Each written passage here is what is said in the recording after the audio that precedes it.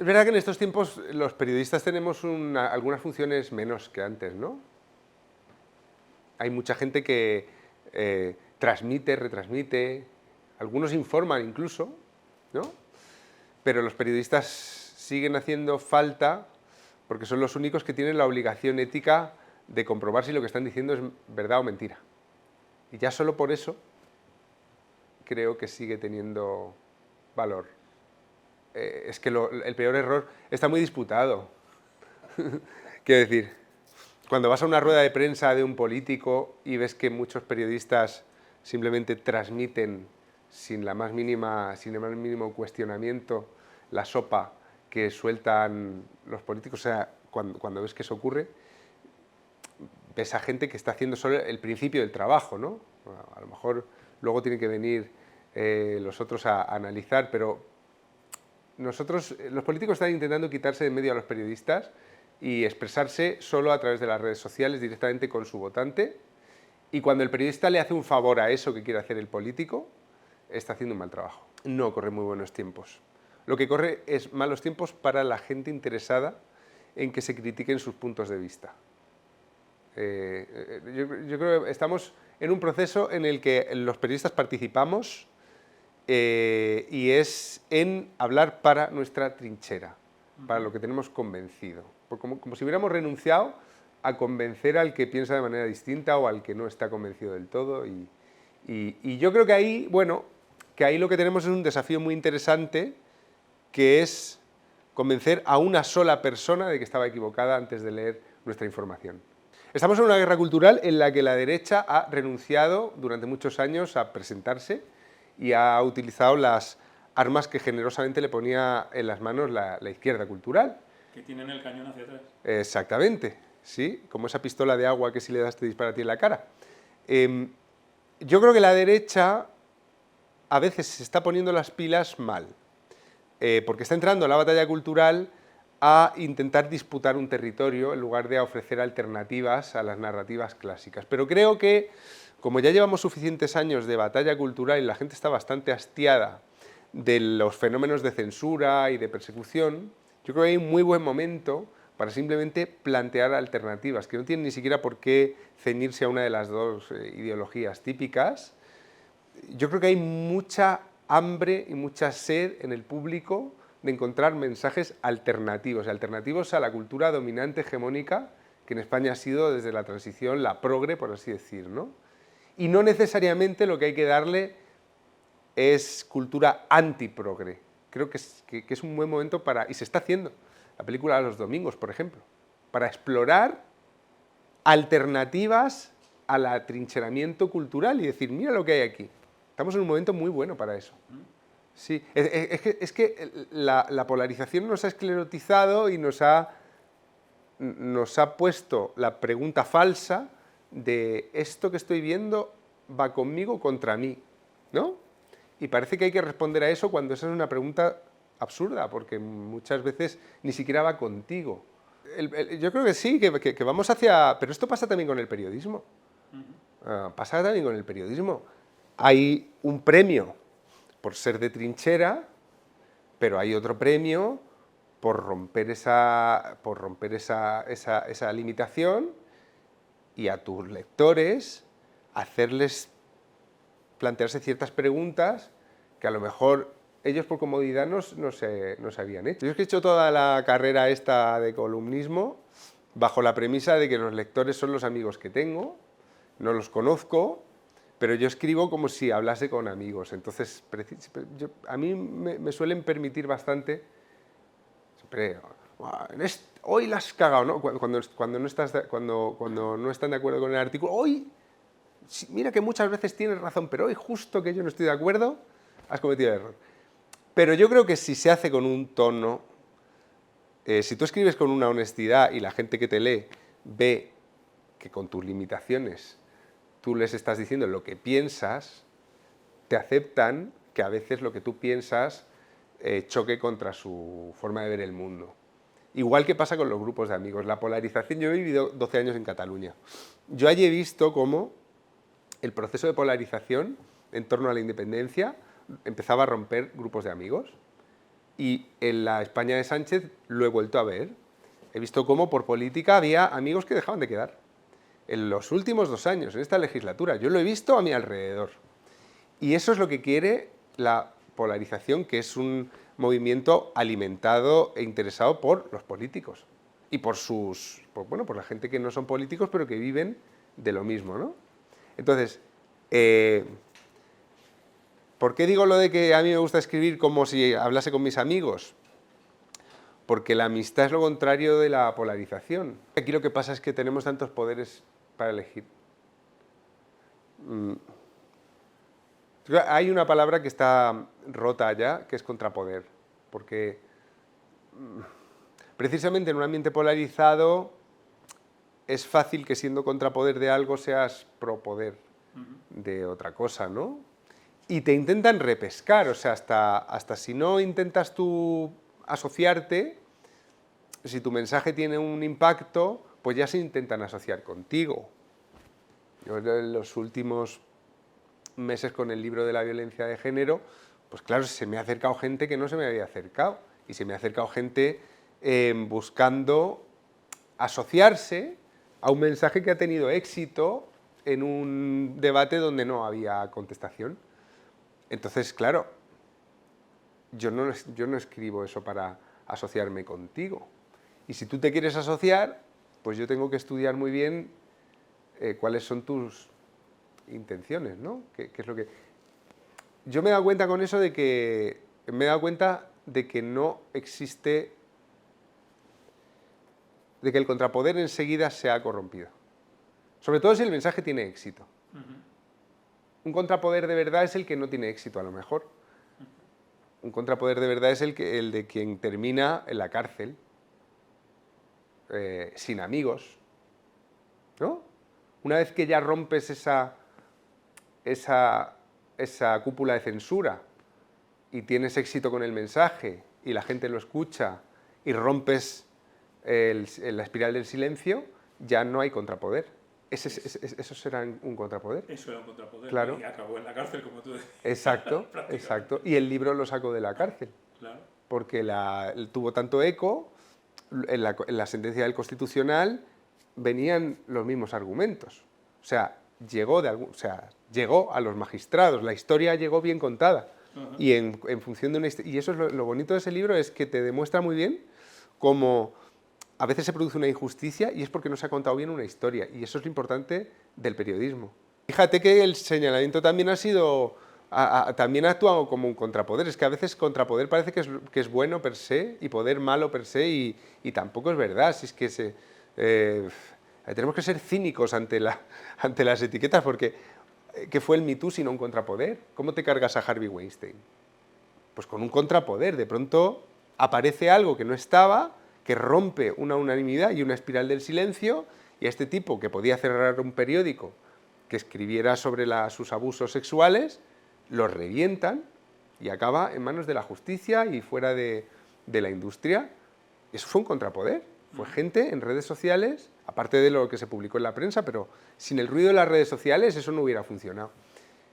Y luego, ¿qué pasa? Que el mismo movimiento, como pasa con todas las revoluciones, empieza a fabricar víctimas injustas, ¿no? Y empieza a usar la misma dinamita que usa con Harvey Weinstein, pues contra gente que no ha hecho nada o gente que ha hecho cosas mucho menos graves que Harvey Weinstein, ¿no? El Me Too es un contrapoder estupendo para pensar en todo esto. ¿Y cuándo deja de ser un contrapoder? Cuando el método, digamos, revolucionario del Me Too se estandariza y se convierte en lo normal. Y a partir de 2017, eso que en 2017 era todavía, wow, las masas digitales, haciendo justicia, contando, pues se convierte ya en... Un tribunal alternativo. Claro. En la noticia del otro día, bueno, noticia entre comillas de por qué hay que quitarle el nombre al aeropuerto de Madrid. Pues la cancelación desde dentro, que es la que sufrió Anónimo García, es lo más cercano que tenemos en el siglo XXI y en Occidente, en este Occidente de carácter laico, ¿no? al proceso de herejía, al proceso por herejía. El cancelado recibe el San Benito de que fingía ser como nosotros, pero hemos sacado a la luz esta impureza que lo convierte en intocable para todos los demás. Entonces, quien toque a este impuro será considerado también suspecto de herejía. Y entonces lo que hace la cancelación es dejar solo a un tipo que o no ha hecho nada o no ha hecho algo tan grave o en cualquier caso no se ha podido defender de aquello de lo que se le acusa. ¿Por qué Anónimo García es un caso raro? Porque no le acusan de agredir sexualmente de nadie. Pero esto está pasando sobre todo en este occidente laico con las acusaciones fundadas o infundadas, precisas o exageradas, falsas o verdaderas, de cualquier cosa que lleve el adjetivo sexual. Yo en los casos que he seguido de cerca, caso Bermud, caso de Anónimo García, es gente que no solo ha perdido su sustento, además de manera, sí, sumarísima, Inmediato. Sí. sumarísima, de un día para otro. Si tienes algo a medias de hacer, dejas el trabajo con la frase a medias. Es que es así, es muy drástico. No solo pierden el sustento económico, sino que pierden dos cosas más. Las redes de afectos se ven muy violentadas, pierden mucha gente que descubren muchos falsos amigos, suelen tener luego, Anónimo García terminó divorciándose después de su cancelación, o sea, su vida se complica mucho, pero sobre todo pierden la tercera cosa, que es la más importante, que es el condenado tiene que saber cuánto dura su condena. En un mundo civilizado dices, mira, oye, 3 años. Es injusto, pero bueno, sabes que son 3 años. El cancelado no sabe cuándo va a poder volver. ¿Cuál es el delito exacto que ¿Dónde está tipificado que esto que yo hice hace 10 años, dónde está tipificado? ¿Estaba yo informado entonces? El delito no está tipificado. El tribunal es una masa que grita y periódicos que te ponen a caldo. Y la condena no tiene una duración determinada. Bueno, este ha sido el mayor retroceso en términos de justicia que hemos tenido la ocasión nosotros de experimentar en nuestra sociedad. Es alucinante lo que hemos vivido.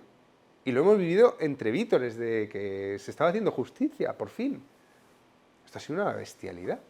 Y ha empezado como un contrapoder, o sea que cuidado con los contrapoderes que muerden. Yo creo que la broma es muy buena para pensar, ¿eh? La ironía a mí no me parece que sea una cosa para hacer gracia. La ironía es buena para pensar, porque la ironía te obliga a pensar desde el otro punto de vista. Ironía significa distancia. Distancia, claro, la distancia y la contradicción intrínseca. La ironía a mí me ha ayudado mucho, por ejemplo, a descubrir errores míos. Yo a veces he aplicado un discurso irónico desde una certeza mía para atacar la otra certeza, la certeza contraria, y he descubierto que en la certeza contraria había cosas más que rescatables para mí. La ironía te permite, es muy bonito, hay un caso de un cómico palestino. Yo tengo una postura más bien pro-israelí que pro-palestina, sí, en la polarización radicalista yo estaría más cerca de Israel que de Palestina, ¿vale? Pero, naturalmente, aquella bestialidad de aquella región te da muchos elementos para dudar de tu lugar y para cuestionar lo que hacen los de tu supuesto lugar y para ponerte en la piel del otro. Es un conflicto muy malo para pensar si vas de frente, muy bueno para pensar si vas irónicamente, te acercas con una mirada irónica sobre tú. Y hay un cómico palestino, no, es egipcio, pero de origen palestino, que a mí en los momentos siguientes al 7 de octubre, en el horror, y yo he sentido un horror muy visceral porque tengo amigos implicados, a partir de su ataque vitriólico, irónico, de cómo podían los israelíes hacerse las víctimas, algo en lo que yo estaba en un desacuerdo radical y apasionado en ese momento, pero lo hizo tan bien. Su ironía fue tan fina que a mí me ayudó también a templar las gaitas. Así que para mí la ironía, cuando escribo, es una forma de buscar mis puntos débiles y los de los que están de acuerdo conmigo. Lo que te tiene que preocupar es que el gobierno te guste, claro. Ahora que el gobierno te considere basura y lo digan, que esto ha sido inédito, ¿no? Óscar Puente ahí, ¿no? Como, oye, qué regalo nos hacen, ¿no? Porque es mucho... A ver, ¿qué hace un político listo y taimado?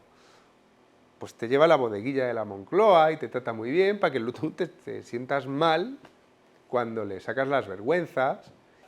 Entonces tenerlos así a la contra, echando bilis, tildando de pseudomedio, de tal, pues yo creo que ha sido, bueno, será recordado como un momento periodísticamente glorioso.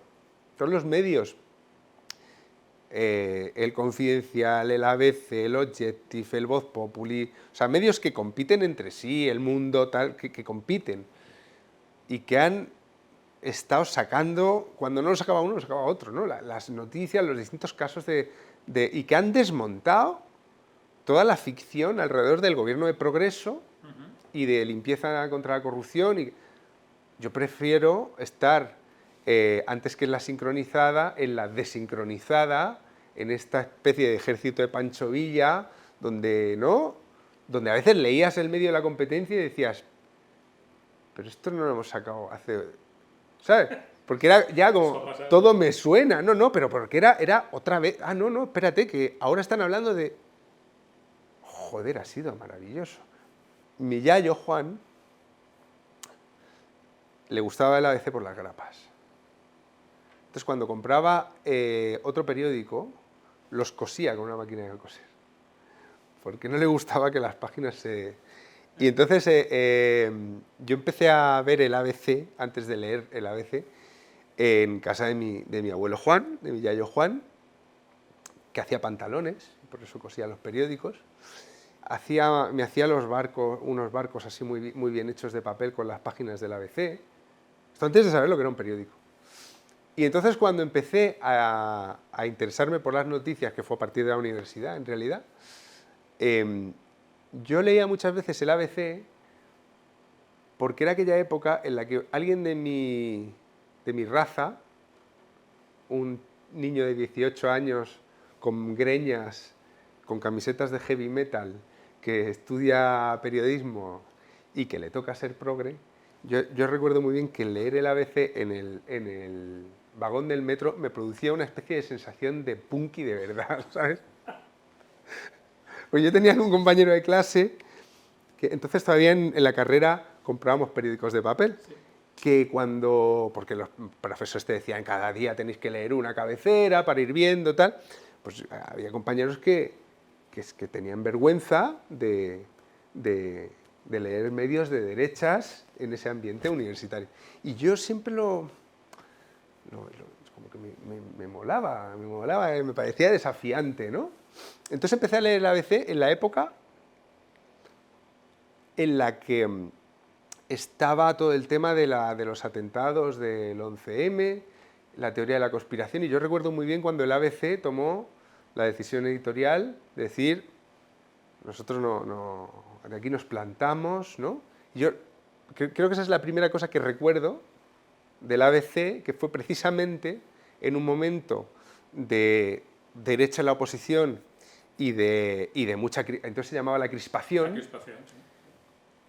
Me acuerdo como aquel ABC, en aquellos años, como que tomó la decisión más difícil. La derecha tiene que ir por aquí, pero nosotros somos el ABC. Vamos a hacer un poco lo que nos dé la gana, lo nuestro, ¿no? También me hace mucha gracia estar aquí porque tengo muchos amigos. Ha pesado mucho en mi decisión que aquí escribe gente como Karina, que aquí escribe gente como Juan Manuel de Prada, Rebeca Argudo, Margarito, Usía, o sea... Una constelación. Tengo la impresión de que hablando de escribir para tus amigos la columna, pues aquí tengo la impresión de que además voy a estar con bastantes amigos y eso ha pesado muchísimo, y el hecho de que sean tan diferentes, tú dime qué tiene que ver Juan Manuel de Prada con Rebeca Argudo, hace que piense que aquí voy a estar muy a gusto.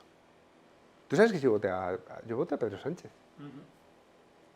Yo siempre he sido un socialdemócrata desangelado, no sé. He votado un poco así, esta mierda.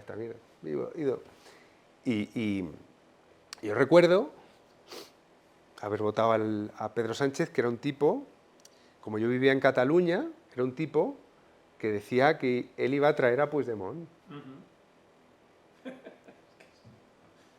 Esposado, prácticamente, ¿no? Sí, Iba a ser el sheriff de España, iba a ser. Yo recuerdo haber votado a ese tipo. Sí, lo recuerdo muy bien.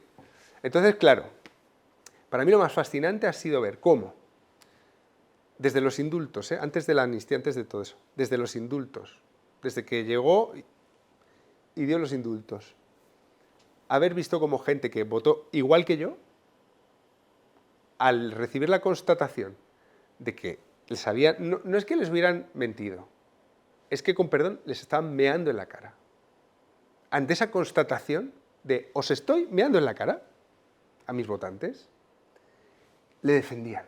Entonces, no es un ejercicio de ficción. Lo que hemos visto con el sanchismo no ha sido un ejercicio de ficción, ha sido un ejercicio de ensoñación colectiva en el que mucha gente razonable, que esto era lo peor de todo, que no eran gilipollas, mucha gente razonable comulgaba con unas ruedas de molino nunca vistas, con ese mantra de por lo menos no nos gobierna la extrema derecha. Y lo más bonito de todo es que vamos a acabar 7 años en un país más desigual, en un país con más pobreza infantil que antes, con más pobreza energética que antes, con los precios de la vivienda desbocados, en un país donde se vive peor, y a este proceso le vamos a llamar, de 7, 8, van a ser 9 años al final, parece, el gobierno de progreso. Y todavía habrá gente que diga, menos mal, que no gobierna la derecha. A ver si ahora